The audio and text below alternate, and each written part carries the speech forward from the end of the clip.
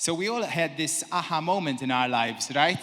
I was listening to an interview that Lewis gave a few months ago about his aha moment when he discovered his purpose, what he wanted to achieve in life, what he wanted to do. And the first speaker went through possibly the same journey. Some 3-4 years ago, he was helping people get their seats in one of the most popular TV shows in the US. COVID hit, tragedy, of course, for everyone, but it was an opportunity for him and for many of us to create something online. And that's what he did. And out of nowhere, he discovered the power of sound. And that's what he's going to share with us today. And to share some insights into this and his journey, please join me in welcoming Josh Harmon to the first masterclass on social media organized by the Malta Film Commission as part of the Mediterranean Film Festival, the second edition. Josh, thrilled to have you. Thank you so much. Real honor, honestly, to have you and have this possibility of having a chat. Well, thanks for having me. Yeah, I'm so excited to be here in Malta. This is amazing. Oh my God. I believe it's the very first time in Malta, right? First time. I love it so far. So Josh, just take me through who's Josh and your journey before you became the Josh of 16 million followers online. Yeah, wow. I've played the drums since I was a kid. I've always loved music. It's always been my favorite thing, the way I express myself, the way I de-stress. But after I graduated from college, that wasn't necessarily my focus of what I was doing, even though it was what I loved. And when I started making the videos, it just allowed me to sort of reconnect with that childhood passion. And I think because I just was enjoying it so much, that's why all this happened. And then, this was like 2020, 2021? Yeah, so back before COVID, I was working in television and traditional media, like you were as well. And I was having a great time. I was learning a lot. But like you said in the intro, COVID gave a lot of people an opportunity to reinvent themselves, to take a pause, and to try something new. And I was working for an American TV show called The Today Show, which airs very early in the morning. And I would be free in the afternoons. And just as a way to kind of entertain myself when COVID was going on and we were all in lockdown, I was like, well, I don't know, I should start an Instagram and post some videos of me playing the drums. And I had never been a real social media creature before that. I never really used Snapchat. I wasn't that active on Facebook. I never had an Instagram before all this. Okay. And just kind of on a lark, just purely to entertain myself as a fun thing to do. I never had grand designs to go viral or achieve internet fame. I just did it purely for fun, and then slowly it gained all this traction. But what's remarkable about you, Josh, is that you managed to captivate audiences straight away without uttering a single word, and that's amazing. Have you went through a thought process of how you create that content, or was it like something you thought about before creating that specific content, or it came just organically? It's very deliberate, and I love this question because there's a lot of thought that goes into all of the videos and why they look the way they do and why they sound the way they do. Every single piece of it I think about. The earlier forms of the videos, before I started doing the sound effects style content, I was taking clips of stand-up comedians and playing along to the rhythms of their jokes on the drums. I also love comedy, and so I thought this would be a fun way to kind of combine my two interests. And the videos were doing pretty well. I mean, they were gaining some traction and getting shared by a lot of different people online, and this was very exciting. And then one night, I'm not even sure why or how this occurred to me, but I literally woke up in the middle of the night with the thought, and I was like, oh my God, all of these videos are in English. I need to remove the language so that anyone in the world can watch them and enjoy them, and I bet if I do that, the videos will perform exponentially better. And so I was trying to think, what kind of comedy doesn't have words in it? I guess slapstick? I don't know, but I've always loved impressions. When people can make their voice sound like somebody else, I've always thought that has a kind of magical quality to it. And then I started to think, well, what if I could do impressions on the drum set? What if I could make my drumstick sound like a whisk or a fork or a tire on the road? And then I was like, oh my God, that's the idea, sound effects. And so it was just an experiment. It was purely just because I had never seen anyone else try this, and I wanted to see if I could do it on the instrument. And I took a clip from the film Ratatouille, it's one of my favorite movies, everybody loves it. And I recreated all the sound effects from one of the scenes using the drum set and other percussion instruments. And I put this video up, and within 24 hours, it was the #1 trending video in the world on TikTok. It was #1 trending on YouTube. It got 25 million views on Instagram in the first day. It was a complete whirlwind, just absolute smash hit. I really am still don't even fully understand why this happened, but, well, I guess I understand a little bit. It's a really nice video. Yes, I watched that video, and yeah, it's truly captivating. But that was... Before that, you mentioned 25 million, and you mentioned the videos you produced and created before. Like, what type of numbers, traction were they having? They were doing well. They were getting hundreds of thousands, sometimes even millions, which was crazy to me because I had just started doing this in my childhood bedroom at home. You know, I moved back home during the pandemic, and just because I had this idea and started making the videos, suddenly all these people started watching it. And it became very strange when then I re-emerged out of lockdown to almost a new reality where people would recognize me when I would go out. It's like I went into my little cave during COVID and I emerged with all this having happened. It was a really bizarre experience. And all this happened while you were still working full-time, or I don't know if it was part-time, for the Today Show. Yes. So, and then I believe, given this like sudden international online fame, possibly you were seriously contemplating of doing this as a living. Yes, it was all happening while I was working at the show, and I never really thought that I would do this full time or that would even be possible. But then the videos just started to gain more and more traction, and it snowballed after that first really big hit. I started making more of them, and the videos just started getting more and more and more views, 20 million, 30 million, 50 million every single time. And then you start getting offers from brands or opportunities.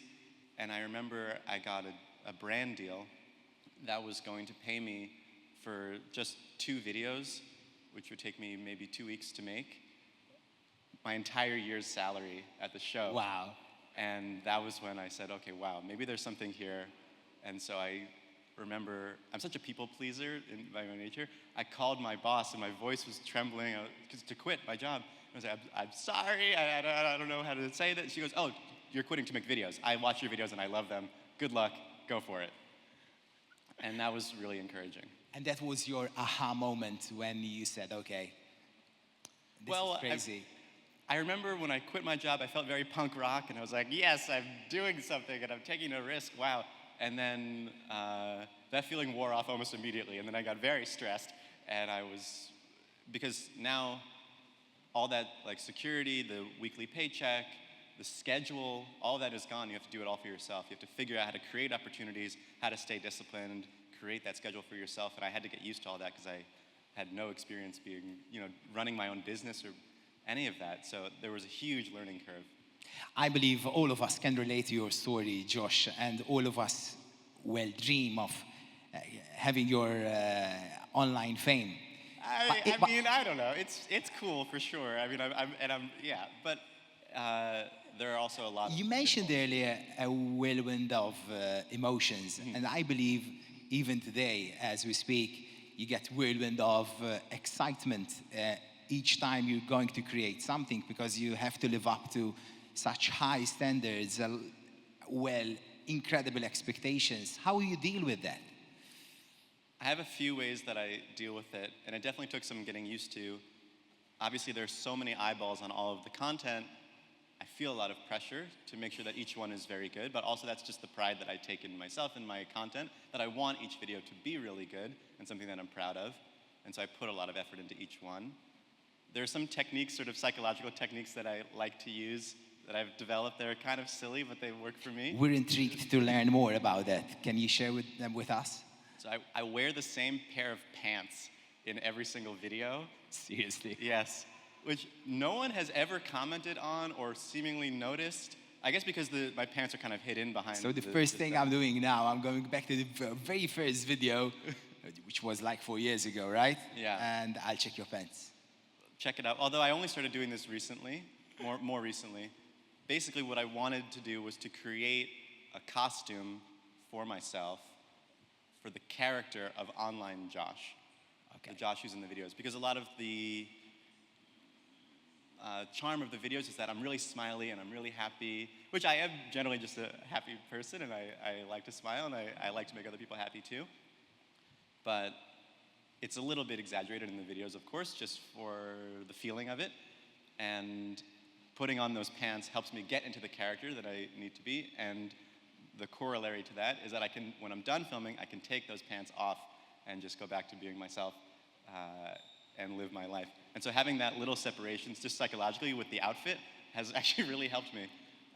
Josh, I want to go back to your introductory remarks because you said something really which stuck with me regarding finding your unique voice. And I guess we're all interested in trying to find our unique voice online. Mm-hmm. And you said that you've put in a lot of effort and thought into it. If you had to give us some tangible tips of how we can find our unique voice online, from where do we start? The number one piece of advice that I can give is just to put yourself out there, and the motto that I use a lot, which I heard, I didn't invent this turn of phrase, but just test and learn. So put something out there, see how it does, see how it feels to you. Is it fun? Did you enjoy that? Were you excited to do it? Publish it, see what the reaction is, and does it match your excitement? And you just keep testing different ideas until you find that bullseye. And for me, it was that sound effect style format. It was like, oh, I enjoyed doing it, and people love it. This is a thing that I can continue to do and keep pursuing and refining and improving. And that's really the only way to do it. This crazy concept that I have now with all the videos and the look and the way I light it and the clothes that I wear and the props that I use and the colors and all of that, I didn't just think of it all at once.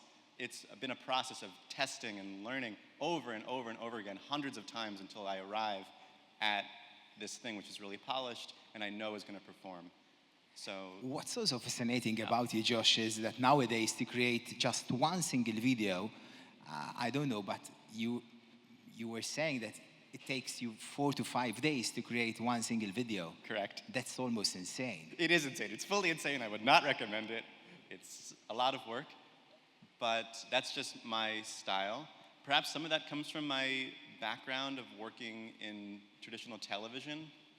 I think of the videos, even though they're short, like episodes of a show, and that way it allows me to make each one extra special. That's just how I like to create things. I like to create these little jewels that are just perfect. And it also allows me to keep my audience excited and not get tired of the content. Just because when each one comes out, it's like, oh my God, a new Josh video, that's exciting. I can also tease them as I'm working on them and create, the same way a TV show would be like, oh, new episode coming on Tuesday, or new season is dropping, and everyone gets really excited in the lead up to a video. It allows me to do the same sort of thing. And also just for my own mental health. When I first started, I was trying to make 3 or 4 videos a week, and I burned myself out like crazy. I think it's definitely a misconception that to be successful on social media, you need to be posting constantly, that you need to be, doing 100 Instagram stories a day and 20 reels and also have all these things going on. I think the best way to succeed on social media is just to make videos that are good. And if you do that once a month, or if you do that once a week, that's totally fine. And that's been my strategy. It works for me. And I think it can work for a lot of people. We just mentioned one platform as we speak, Instagram. But of course, you're on all platforms, if not mistaken. So take us through the journey, how you managed to, mold, if I may use that word, the content according to that platform and the audiences it caters for. I've been told that my videos are platform agnostic. I don't know what that means. It's a nice term, I'll put it. Basically that the videos they're just so universal and they have such a wide appeal that they'll do well wherever I put them, essentially, no matter the platform. And that's also by design. But I do make little tweaks between like the YouTube Short and the Instagram Reel and the TikTok, because they all have slightly different metrics that the platforms use to measure the videos to determine how successful they're going to be. It's kind of silly because you're appealing to like a robot mind as opposed to a human mind, and I try to make content that's going to appeal to the human audience more so than to just the mysterious, all-knowing algorithm that determines how many views a video is going to get. But generally, I'd like to think about the platforms as being sort of the same, but just slight tweaks in between. Oftentimes I'll use TikTok, if we're really getting into the nitty-gritty. I don't know if any of you guys make content out there. But I'll often use TikTok as a place to test because it's the most forgiving platform. If you have a video that bombs is obviously relative, but if you have a video that doesn't perform as well, your next video will not be penalized as much. Wait, Josh, this is a nice way how you put it. So you test your videos on TikTok first? Yes. Because it's like a forgiving platform. Yeah, I use TikTok sort of like as a little laboratory if I have an idea that's... It's like an incubator. Yeah, and if a video does really well on TikTok, I'll put it on the Instagram, which is a bit more refined, and then I can also use the analytics from the TikTok like backend to then make slight tweaks before I put it on the YouTube channel, which I lately have been prioritizing a little bit more. So this is another interesting point, analytics. How you analyze the analytics? I've always kind of been an academic person. I'm a studious person. I was a straight A student, and now I'm a content creator. So I like to get deep into those analytics and study it, and it helps me just to refine the videos over and over again. I know that the optimal length for one of my videos is like between 24 and 26 seconds. So I try to keep it in that length, or if I'm going a little longer, I have to make sure that I have certain maneuvers that I do just to make sure I'm going to keep the attention of the viewer, make sure the video has no dead air, dead space in those extra seconds. There's all these things. I keep a little checklist too.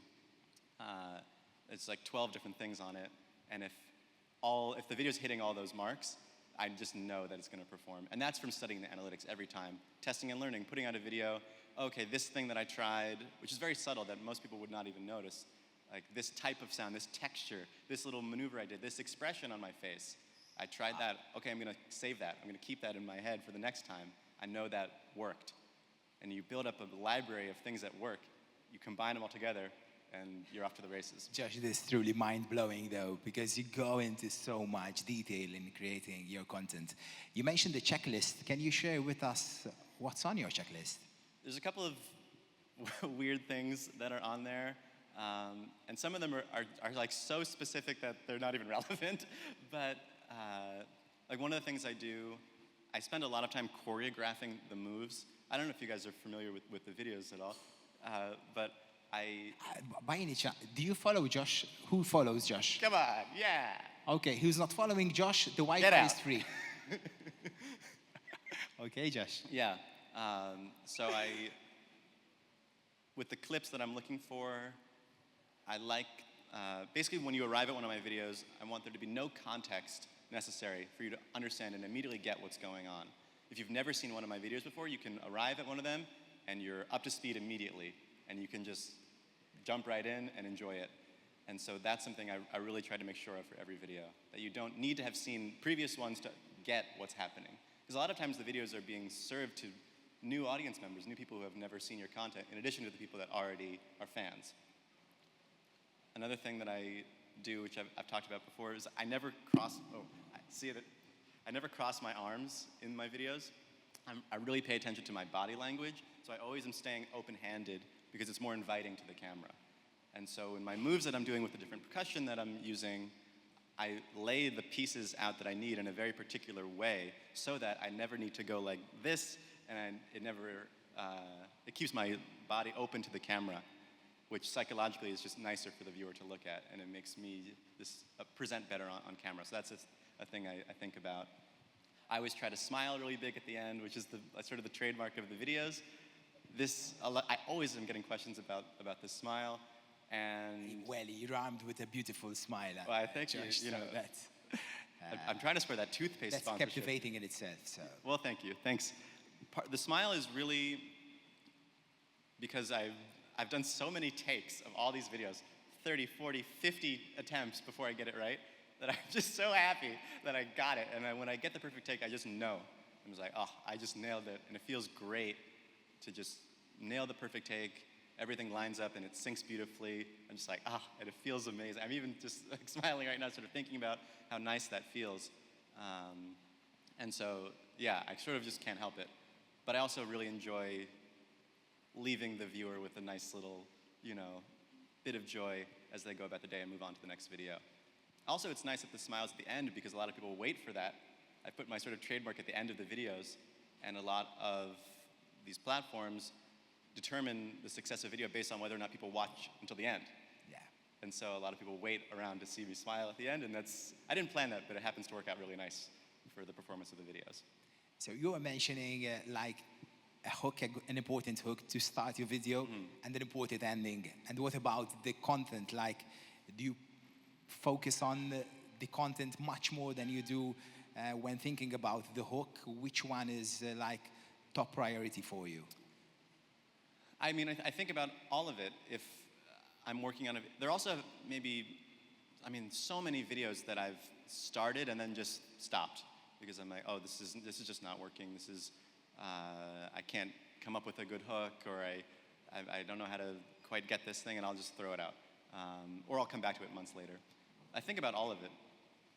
The hook is, it's important, but I think a lot of people fall victim to the idea that like, I need the most attention-grabbing hook of all time, and it needs to be crazy and a million cuts and crazy zoom-ins. I don't think that's necessarily the case.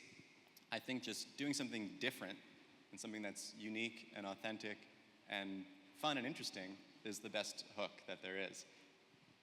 Josh, I don't know if we can open the floor for some questions, if I may. We've got like 10 minutes before we wrap up. Let's do it. Let's do it. Fantastic. So I know you're interested in learning more, so please feel free. Timmy, right? Timmy. So we might have questions, so please raise your hands and just, yes. Amy, she's around if you want. There is Amy as well, helping us with facilitating the masterclass. Does it work? Yeah. Perfect. Hi, Josh. Thanks for sharing your story with us. That was great. My first question is, kind of when you navigated that space from being an employee to an entrepreneur, how did you navigate that space to kind of managing your time, the discipline to wake up in the morning early and do all the tasks of the day? How did you go from being that employee, full-time secure job, to being an entrepreneur out in this uncharted territory? Well, wow. Great question. Well done. This is a great question, and you sound a bit like my dad, who's always worried about me, not having a stable job anymore. But I would say that I'm honestly still navigating it and still learning every day how to be a better entrepreneur and a better manager of my time. One thing that was really interesting was the way, like the weekends and weekdays, that sort of framework just evaporates when you're doing your own thing, especially social media, which can be sort of ever present, and there's a feeling that you always need to be sort of working on it. But I didn't mind that. Typically now I will work like many days in a row and then take a week off, as opposed to just taking a weekend, and that took some getting used to, but that's just because it worked for me. I really like the freedom that I have now. When I was working at that job, I had very few vacation days, and I always felt a little bit, it was like raising your hand in class, like, can I go to the bathroom type of thing. And now, I can just come to Malta to do this. I don't have to ask permission. In terms of managing my time, I try actually to, usually what I'm doing is finding ways to work less, because my instinct is typically to just work and work and work until I fully burn myself out, and that's not good. So I'm trying to actually create guardrails for myself, as opposed to how do I create the discipline to keep working. It's how do I have the discipline to stop working so that I can stay fresh and have longevity and not just be completely zonked and tired. I've just put an app on my phone which requires me to do push-ups to unlock the apps so that I'm not constantly checking the analytics. Oh my God, how many views did this Instagram story get? Am I still relevant? Is it all over? I've tried to avoid that kind of thing. And trying to, power down at night. Oftentimes I'm editing until 2 in the morning, trying to do less of that and keep myself on a schedule that's healthier. That's sort of the big thing for me, as opposed to, how can I make sure that I'm working enough? Is that helpful? Thank you. Wonderful. So we do have another question from the gentleman there.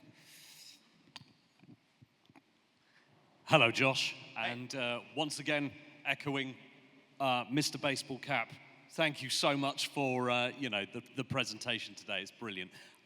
One of the best things about a paid, steady, employed job is your workmates, the people who you hang out with every day around the water cooler and have coffee with, people who know you, you know them. You're working together on a shared goal. Have you found switching to being essentially an entrepreneur on your own, creating your own content, lonely? And if so, how do you handle that? Wow, that's a fantastic question. Amazing. And the answer is yes, and also no, in that I've made so many great friends as a result of these videos. A lot of my closest friends now are other content creators who I've met, people that if you're following each other and supporting each other, a lot of times that can lead to a genuine friendship in real life. And I have a little group of friends now. We all watch each other's videos before we publish them. I'll send it to them. Oh, what do you think of this? We give each other feedback and notes. And it makes it feel a bit like you have workmates. It makes it feel a bit like that water cooler type of thing. And we gossip about, oh my God, can you believe this creator did this, or they got this brand deal, or oh my God, did the algorithm change, and what's up with TikTok? And we also, that discussion still gets to happen. And it feels kind of fun because it feels like you're in this sort of club. When I was working at the show, or before that I was a page at NBC, if you've seen the show 30 Rock, where basically I was sort of just getting everybody coffee. Oh, can I hold the door for you? Can I get that for you? It was like that kind of job, which was a lot of fun. I loved it. And I was always trying to meet people and do informational chats to learn more about what they do. And back then I felt like I was sort of trading in charm and hot air. And now that I have this sort of portfolio of work, it's a lot easier, actually, I found, to meet new people or to get those meetings or to even make friends because of what I've created. And that is very gratifying and feels good. But yeah, at times I do feel a bit adrift, I suppose. At the end of the day, it's just me. I'm the only person in the videos. I make them by myself. I shoot and I edit and I think of them almost entirely on my own. And sometimes it's like, oh my God, it's just me in this little room and 100 million people are gonna see this. And that can be very daunting. But the friends that I've made are so valuable and definitely worth it. What about the algorithm, Josh? Are you afraid that it's constantly changing? How do you keep up with it? And knowing that the standards of this industry are constantly changing. Yeah, there's no real way to know what's going to happen with the platforms. It's so volatile. The floor is kind of lava all the time, and you do have to sort of change and adapt. My content, for whatever reason, just seems to cut through that. I've been making these videos for a few years now, and I basically have said to myself, I'll just keep making them until people stop enjoying them. It hasn't happened yet, so I'm just gonna keep sailing true as long as I can. And when they stop going viral, I'll change and do something else. That's great. We do have another question from another gentleman. Hi, Josh. First of all, I think from all of us here, thank you so much for sharing your experience with your content creating journey. For someone like me, for example, who's aspiring to become a content creator, this has been really, really an insightful masterclass in general. I just want to ask you a question. From your whole experience, from quitting your full-time job and pursuing to content creating, what's been like the one aspect that surprised you by how challenging it was, that brought you into your life? Yeah. I think the thing that surprised me the most about essentially becoming a full-time percussionist, which is what I'm doing online, was how little I was actually playing the drums, which was the thing that I always loved to do when I had the job or even in college or in school. Playing the drums was always my release. It was always the thing that I would look forward to. When I was done with my work, I'd go and play the drums. It makes me feel great, kind of like going to the gym, working out. And then when that becomes your job, and a lot of artists, I think, have spoken about this, when the thing that you love, your passion becomes the way you make your money, the relationship changes a lot. And feeling that change in my relationship to the drums was really interesting to go through that. And then it took some course correction a little bit. There was a period for about 6 months where I stopped making videos entirely, and I moved to New Orleans in Louisiana in the United States, which is a city just filled with great musicians and great drummers. And I did that to reconnect with this instrument that I loved. But then I'd sort of started to resent because it was stressing me out, all these videos, and how am I going to navigate this? And I didn't like the way that felt. And that was so healthy for me to do that. And I really fell back in love with the instrument, and now feel a much healthier connection to it. Even though it is how I'm making my money, I do sometimes have to play the drums when I don't necessarily feel like it. But that trip and that spending time in that city really helped me reorient and refocus. Be like, wow, what a cool opportunity that I get to make people happy all around the world who don't even speak the same language as me, who have had such a different life from me. Because I have this ability to play the drums and to make these videos, I can spread joy all around the world, and that's an amazing thing. And so I try to keep that at the forefront. Josh, thank you so much. Unfortunately, we have to wrap up. But before we go, Josh, I need to ask you one last question because we're all interested and we're going to be all ears. Can you share with us 3 secrets to create viral content? Oh boy.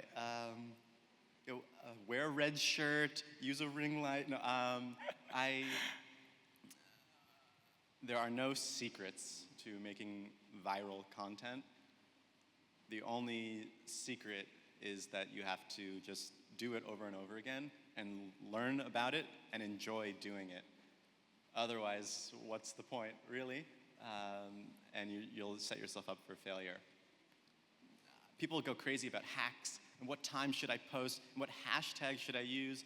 I think all of that is really extraneous and not necessary to bog yourself down with. The only thing to focus on is, am I making a good video that's going to cut through the noise of everything else on social media? Is it fun? Is it interesting? Is it something that only I can do? It's unique to my voice, my passion. That's the hack, really, not, oh my God, did I hook the viewer in the first 3 seconds? Did I post this at noon while people are on their lunch break so they happen to watch it while they're eating their salad? I don't think so. It's really just about having fun with it. Josh, you've been amazing. Thank you so much for sharing your story. Thank you so much. Extremely insightful and thought-provoking. Ladies and gentlemen, Josh Harmon, as part of the Mediterranean Film Festival. Josh, thank you so much. Wish you all the very best. Thanks. Cheers, mate.